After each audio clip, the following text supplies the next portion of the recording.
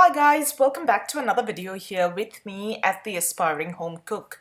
Today we're going to make some beautiful chocolate brownies. This is my absolute favorite recipe for good old chocolate brownies, and once you make them, you'll see why it is mine.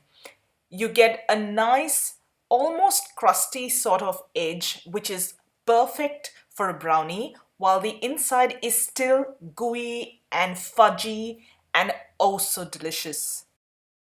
So let's get started with the recipe for this chocolate brownie.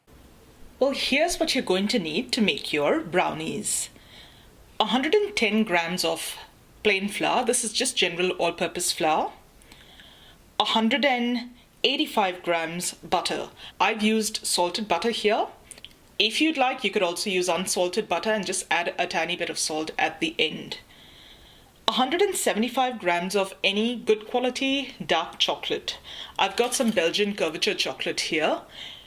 If you've got bars of chocolate, you can chop them up into small pieces, chop them roughly, and they'll work just as well. I've got 175 grams of sugar. This is just regular granulated sugar. If your sugar is too chunky, just blitz it really quickly in a dry grinder and sort of powder it. You just want it a little finer. You're going to need 2 eggs, a teaspoon or so of vanilla bean paste or vanilla extract. I'm going to use just a pinch of salt because I've used salted butter. If you've used unsalted butter, then you're going to need about half a teaspoon of salt. And I've got about 50 grams of chocolate chips. Now, apart from this, you can add in nuts if you'd like. You can chop some walnuts roughly and mix it into the batter. If you're a fan of white chocolate, you can throw in some white chocolate chips too. You can customize this as you go. I'm going to just make plain delicious chocolate brownies today, and that's what we're going to use.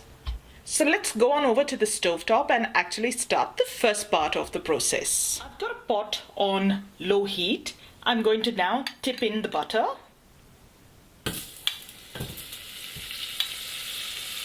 And immediately that starts to melt. Make sure your heat is low, you don't want that to be hot. And add in your dark chocolate. If you're not using chocolate buttons and you're using the chocolate bar, that's what will go in, roughly chopped. And you're just going to let all of this melt.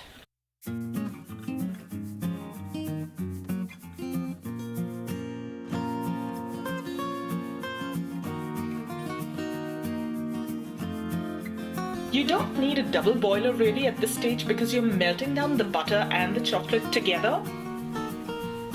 So just a basic pot will be fine.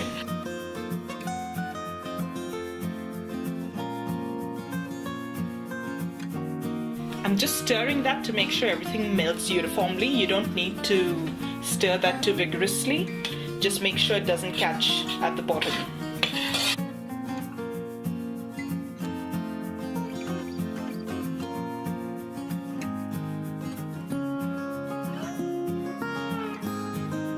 The beauty of this recipe is you can use cold butter straight from the fridge like I have, and you don't have to wait for the butter to come to room temperature.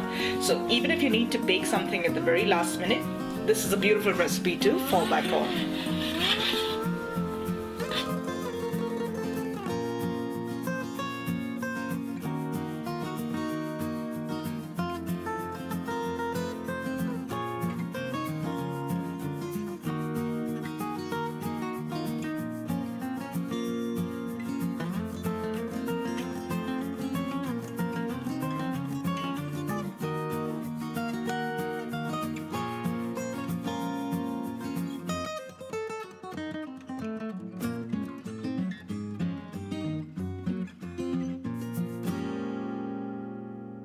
I've taken my pot off the heat. I'm just going to set this aside and let this cool down now. Once it's cooled, we're going to add the eggs and the rest of the ingredients. When your chocolate has cooled down about halfway through, you don't want it to get cold, but when it's about, say, lukewarm, preheat your oven to 180 degrees Celsius. I'll see you once this mix has cooled down.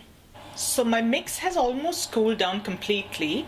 I've got my oven preheating to 180 degrees. I'm going to start incorporating the rest of the ingredients. This has come down to room temperature, so I know it's safe to add my eggs. Into a bowl, I'm going to crack the eggs one at a time.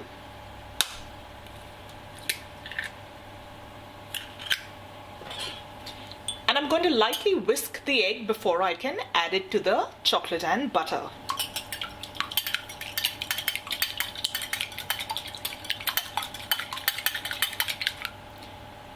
Just a light whisk, and I'm going to pop it in here.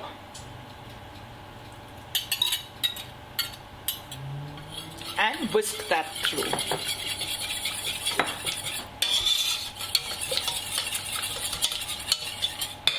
And I'm going to do the same thing with the second egg.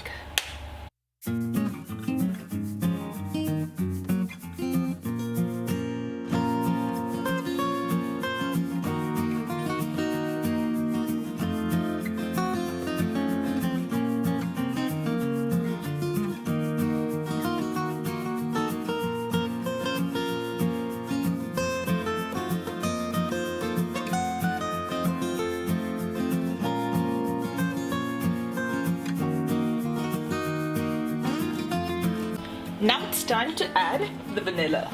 You're going to need about 1 teaspoon of it.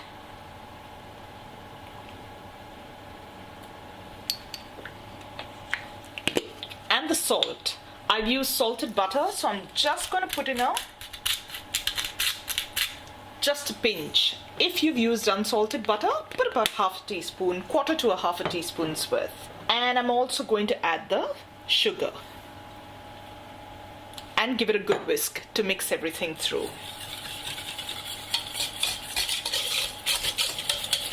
At this stage, you're going to add your flour.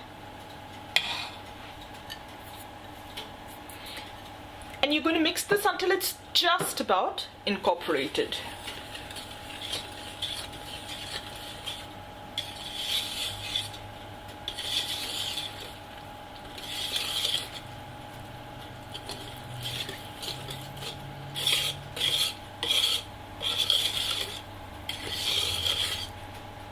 You don't want to overwork this because you've already added the flour.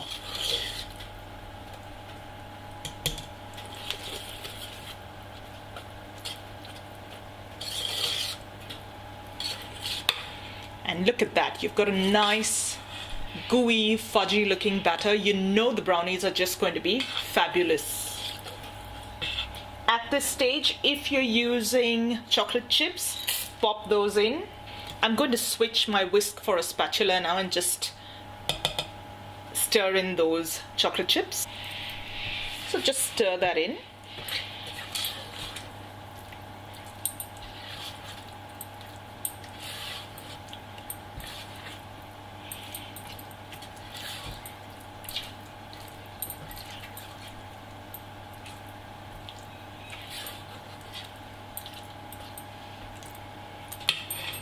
And your batter is ready.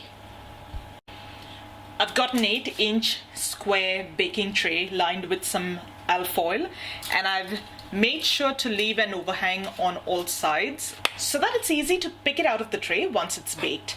All you're going to do is tip in your brownie mix now, or your brownie batter.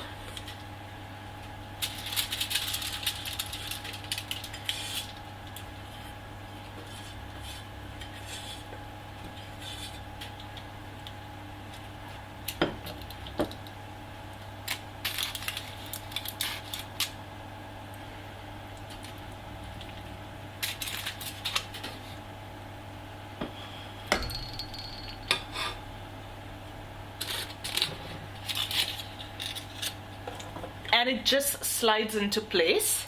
Just gently tap it to work out any air bubbles. And I'm going to pop this in the oven for about 25 minutes. My brownie batter was baking in the oven for about 30 minutes, thereabouts. I've just taken it out of the oven and I'm going to leave it to cool completely. This is the hardest part. You will be very tempted to cut into it before it has completely cooled, but I would recommend leaving it for a few hours. It comes off the foil a lot easier. It's been a couple of hours now and my brownies have completely cooled. Carefully using that overhang of foil, I'm going to lift that out of the pan and place it on a flat surface. Peel the foil back and you're ready to cut this up into whatever size of brownies you'd like. Just a tip, place it on a flat surface because if you've got it propped on top of your baking tray like I have, towards the edge, you could find a few pieces breaking off. Now you remember that crust I spoke about and that gooey, fudgy interior? Let's quickly have a look at what that inside looks like. It's beautiful and fudgy and gooey. It's the perfect brownie for me. That's how simple it is to make brownies at home, guys. I hope you enjoyed today's video. If you did, don't forget to give this video a thumbs up. As always, the link to the recipe will be in the description box below. Don't forget to subscribe to the channel if you haven't done so already, and feel free to share the video with family and friends that you think will enjoy the recipe. Thank you so much for watching, and I'll see you really soon with another delicious recipe.